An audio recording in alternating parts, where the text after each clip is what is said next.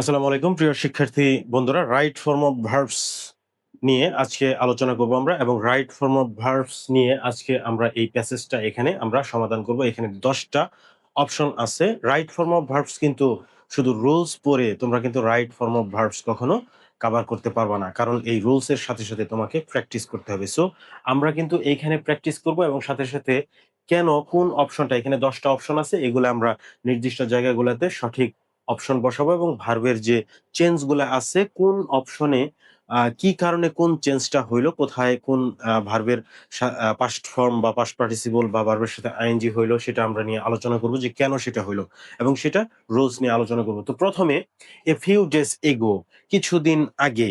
তো যেহেতু এখানে বলা হয়েছে প্রথমেই এ ফিউ ডেজ এগো, কিছুদিন আগে, তার মানে এটা অতীতের একটা ঘটনা, আগের একটা ঘটনা। সো যেহেতু এই ঘটনাটা আগের, অতীতের, সো এই যে প্যাসেজটা, এইখানে যে ঘটনাটা বর্ণনা করা হয়েছে, এই ঘটনাটা কিন্তু আসলে সবগুলো অপশনে অতীত কালকেই নির্দেশ করবে। অর্থাৎ আমরা চেষ্টা করব সবগুলো অপশনে পাস্ট ইনডিফিনিট টেন্স আমরা বসাবো, এবং পাস্ট ইনডিফিনিট হবে ম্যাক্সিমাম, মানে দুই একটা অপশন একটু ব্যতিক্রম হতে পারে, সেটা আমাদেরকে খেয়াল রাখতে হবে। তো এ ফিউ ডেজ এগো, কিছুদিন আগে, I dash an interesting football match, মানে আই, এখানে এনজয় আছে, সো আমরা এখানে এনজয়েড, ANJOYED, আই এনজয়েড, আমরা পাস্ট ফর্ম করে ফেললাম। কেন পাস্ট ফর্ম করলাম? কারণ হচ্ছে ঘটনাটা অতীতের। সো আই এনজয়েড, আমি উপভোগ করেছিলাম, an interesting football match.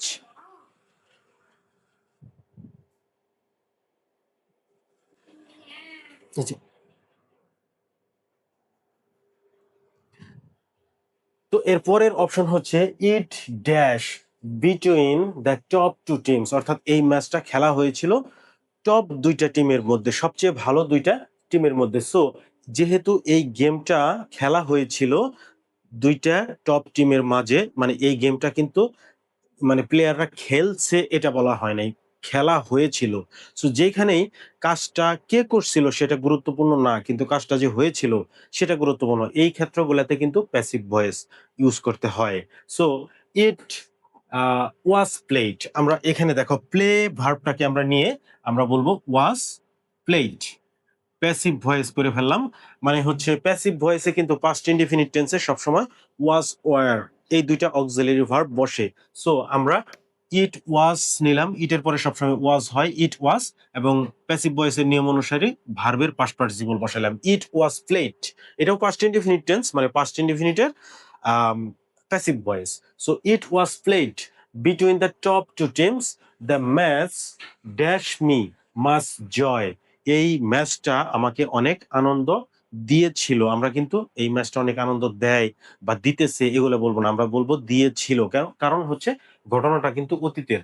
So so the match gave me, গিভের জায়গায় আমরা গ্যাব বসাইলাম, দ্য ম্যাচ গ্যাব মি, দেখো গিভ কিন্তু এখানে আছে, গিভ। সো আমরা পাস্ট ইনডিফিনিট টেন্স করে ফেললাম, the match gave me much joy on the day of the match, এই ম্যাচের দিনে I dash to the Dhaka, মানে আমি ঢাকা গিয়েছিলাম। সো এই ম্যাচের দিনে আমি ঢাকা গিয়েছিলাম, গো, এটার পাস্ট ফর্ম হচ্ছে went, I went to the Dhaka stadium, I dash in the line, মানে টিকিট কাটার জন্য আমি লাইনে দাঁড়িয়েছিলাম। সো এখানে দেখো স্ট্যান্ড, এটার পাস্ট ফর্ম হচ্ছে stood, I stood in the line, আমি লাইনে দাঁড়িয়েছিলাম, অ্যান্ড ড্যাশ এ টিকেট, এবং একটা টিকেট ক্রয় করেছিলাম, বাই, বাই এর পাস্ট ফর্ম হচ্ছে bought, BUUGHT, I bought a ticket, the players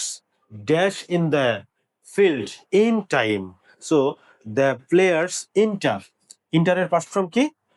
যে entered, ENTERED, the players entered in the field, প্লেয়ার্সরা মাঠে প্রবেশ করেছিল, ইন টাইম, সময় মতো, দ্য স্পেকটেটর্স, দর্শকেরা, চিয়ার, চিয়ার মানে হচ্ছে উৎসাহ দেওয়া, সো চিয়ার, CHEERED,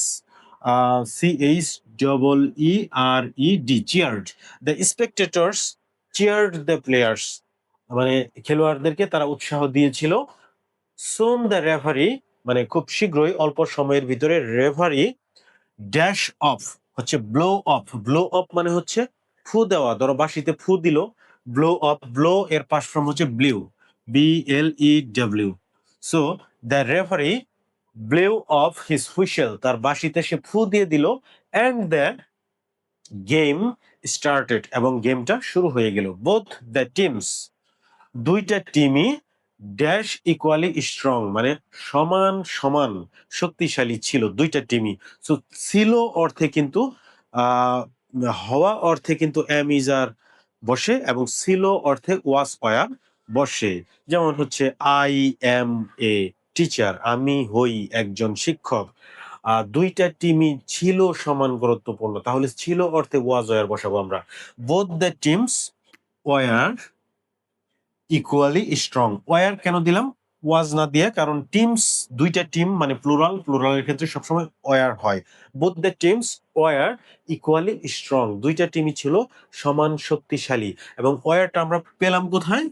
তোমরা দেখবা যে বি যদি থাকে কখনো, বির মধ্যে কিন্তু 5টা ভার্ব আছে, এম, ইজ, আর, এবং হচ্ছে ওয়াজ, ওয়ার।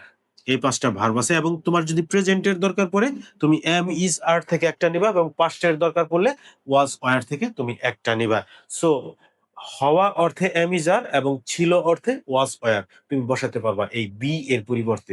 সো এই হচ্ছে রাইট ফর্ম অফ ভার্বস এর আজকের, মানে আমরা যে আলোচনাটা করলাম, আমরা অপশনগুলা সমাধান করলাম। এইভাবে তোমরা নিয়মিত প্র্যাকটিস করবা, এবং তোমরা ওই গতানুগতিক রুলস শুধু মুখস্থ না করে তোমরা সরাসরি প্র্যাকটিস করবা। সরাসরি প্র্যাকটিস করার পরে, মানে সরাসরি প্র্যাকটিসের মাধ্যমে যেই অপশনে যে পরিবর্তনটা হবে ওইটা কেন হইলো, কোন রুলস এর কারণে হইলো, সেইটা তুমি তুমি হচ্ছে আয়ত্ত করবা। তাহলে দেখবা তোমার হচ্ছে রাইট ফর্ম অফ ভার্বস এর মধ্যে কিন্তু অনেক নিয়ম আছে, সবগুলা নিয়মই কিন্তু সমান গুরুত্বপূর্ণ না। যেমন হচ্ছে প্রেজেন্ট ইনডিফিনিট এবং পাস্ট ইনডিফিনিট, এই দুইটা টেন্সই 70% ক্ষেত্রে কিন্তু তোমার এই right form of verbs cover করে। সো অযথা অনেক রুলস পড়ে তোমার হচ্ছে একটা হিজিবিজি অবস্থার মধ্যে পড়ার কোনো দরকার নাই। তোমরা প্র্যাকটিসের মধ্যে থাকবা, দেখবা যে তাহলে তোমাদের জন্য এটা সহজ হয়ে যাবে। আর আমি তোমাদেরকে নিয়মিত এই প্র্যাকটিসগুলো আমি তোমাদেরকে দেখাবো, সাথে থাকো তোমরা। Thanks for watching this video. আল্লাহ হাফেজ, আসসালামু আলাইকুম।